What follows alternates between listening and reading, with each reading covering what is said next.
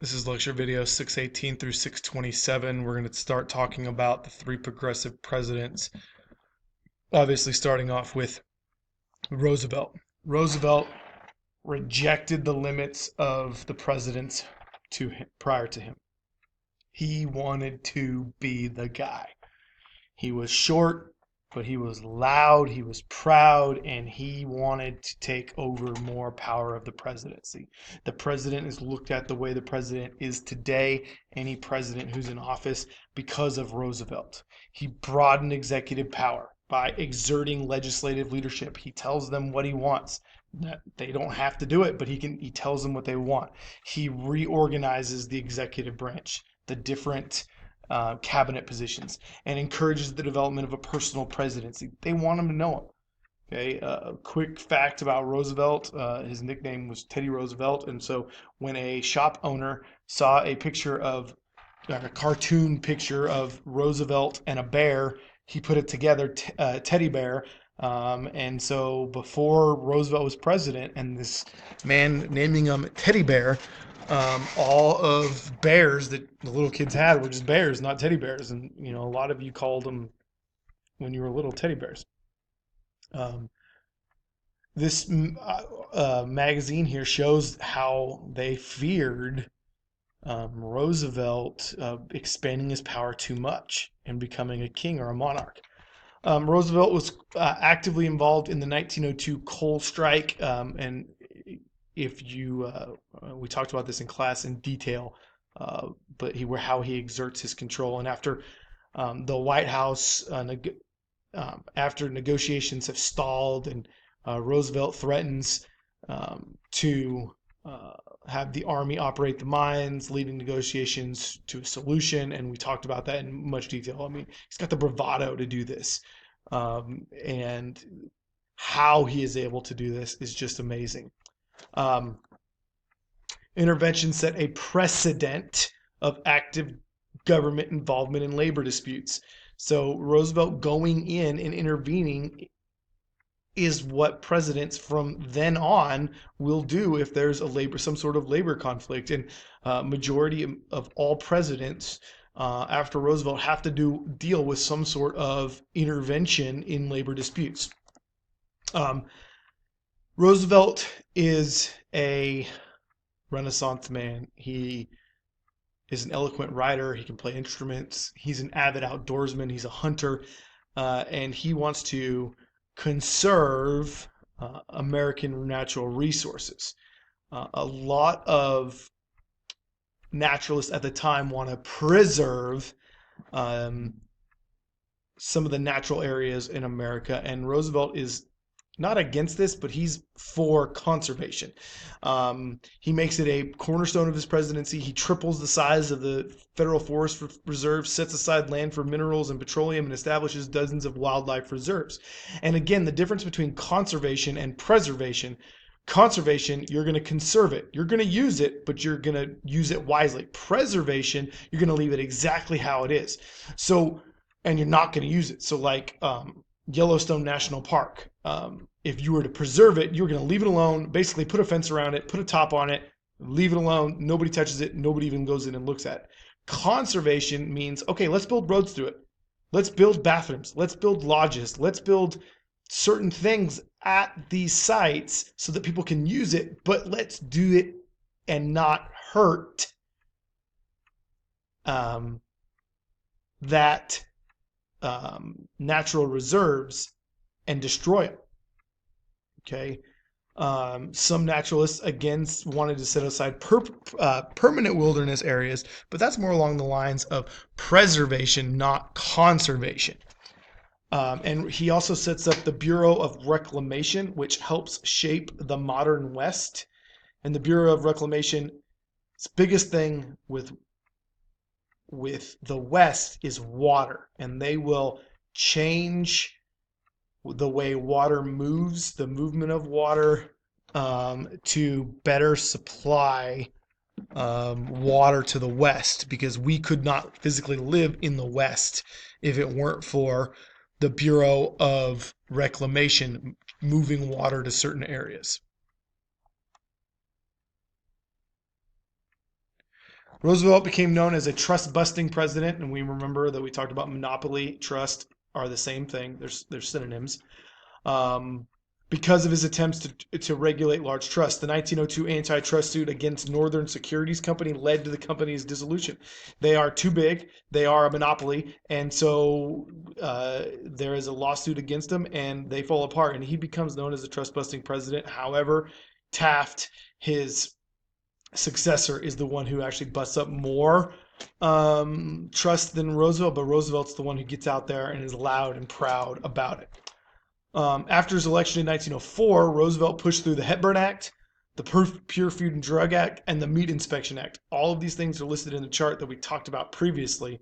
Pure Food and Drug Act, making sure that the food is what it says it is, and also calls for truth in labeling in the truth in labeling law, so that the food's good and it's not bad food, and as well as whatever's on the label is what it is in there. And then, of course, the Meat Inspection Act, checking meat to make sure that it's okay. After running his 2 terms in office, Roosevelt bows out of respect for Washington, because that's what he did. And so he picks William Howard Taft as his successor. And he pursues a more active antitrust program than Roosevelt, and he supports the Mann-Elkins Act of 1910 and also supports the 16th Amendment, which establishes an income tax. And Taft is a big boy. Taft is our largest president, and Roosevelt thinks along those lines that he is going to be bigger than life, just like Roosevelt was, and he doesn't live up to his name. And Roosevelt is actually pretty upset with Taft and his progressive policies. He annihilates progressives and becomes involved in basically the political division of the Republican reformers. He wants to restrict the power and the obstruction of the Speaker of the House, and he fails to support tariff reform, and he's seen as like this big failure in his first term in office. Just to be honest with you, Taft was an attorney and then a judge, and politics is in the form of being a leader isn't his grandest thing. He will be the only president to go on and become a Supreme Court justice, and that suits him better. He just is not very good at being a president. So when the 1912 election comes along, Taft runs as the Republican candidate. Woodrow Wilson runs as the Democrat candidate, but Roosevelt's so angry with Taft that he runs under the Bull Moose Party. That's what he calls it.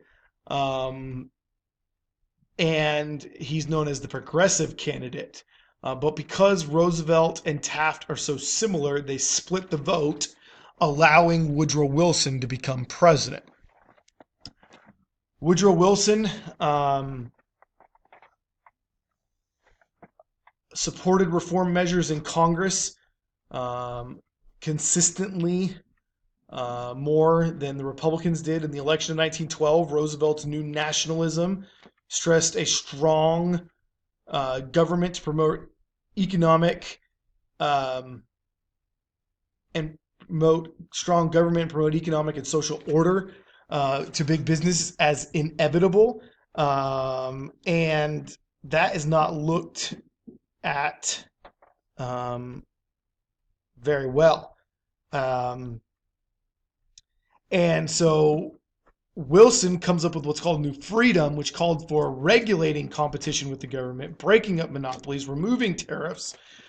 He also opposed social welfare legislation. He wants people to do it by themselves. And Wilson wins an easy victory, and Democrats gain control of Congress so they can get a lot of the things passed that they want to get passed. In the 1912 election, you can see here how Woodrow Wilson is easily able to win. However, if you put Roosevelt and Taft together, they would have had a chance to beat Wilson, but Wilson wins pretty handily. And then you can see coming in fourth there, Eugene Debs, still pulling almost 1 million votes, which is just remarkable. Wilson proposed a full legislative program under New Freedom. The Underwood-Smith tariff of Underwood-Simmons tariff, of 1913 was the first substantial reduction of tariffs or taxes on imports since the Civil War. The Federal Reserve Act of 1913 reformed the nation's banking and currency system. So, there's no map on it. Let me see. Nope. And so now he sets up not just one Bank of the United States in Washington, D.C. Now it's regionalized throughout America. And so our closest national reserve bank is in Dallas. It also set up the currency system under which we are under today. The creation of the Federal Trade Commission promised government oversight of businesses. This is where he was talking about trying to break up monopolies or trusts. However, Wilson does not support women's suffrage. He does introduce segregation into the federal government, and he says anything having to do with lynching has to come by states. It's states' choice, not the federal government's choice. Here are some of the laws that are enacted during his time. Also, if you remember that chart we talked about previously, has all of these located in them. As the 1916 election approached and the Republicans had settled their difference, Wilson supported more reform measures, including the Federal Farm Loan Act, which assisted farmers with getting loans or refinancing their loans, and then the big one, which was the Keating-Owing Act, which prohibited interstate shipment of goods made by child labor. So you can have children work under the age restriction of what the state says, and you can be fined. But now the federal government's going to step in and say, okay, there's a state law, but you cannot sell your product to another state. So, for example, if we created or made something with child labor in Texarkana, Texas, we could not sell that product in Texarkana, Arkansas. And if you're a company, you don't want to just sell in one state. In order to be successful and become a big company, you want to sell stuff outside of just one state. In back then, of course, it makes a whole lot of sense. But even today, with the internet and selling products, imagine if you could only sell a product in the state of Texas because you made it illegally with child labor.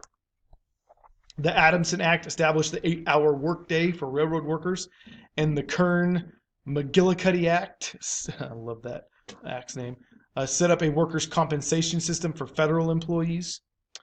So now it's not just state, it's now federal employees are guaranteed this. And he does promote somebody to the Supreme Court, Louis Brandeis, to the Supreme Court, who will effectively make his progressive reforms known for decades to come.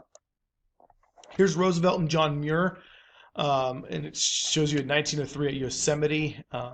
Crazy thing about this picture is that there's a fence kind of like where the photographer is taking the picture, because where they're standing, it's a 1,500-foot drop off the rock face if they were to step back. But remember, Roosevelt was a conservationist where John Muir was a preservationist. And that's it for the lecture video 618 through 627.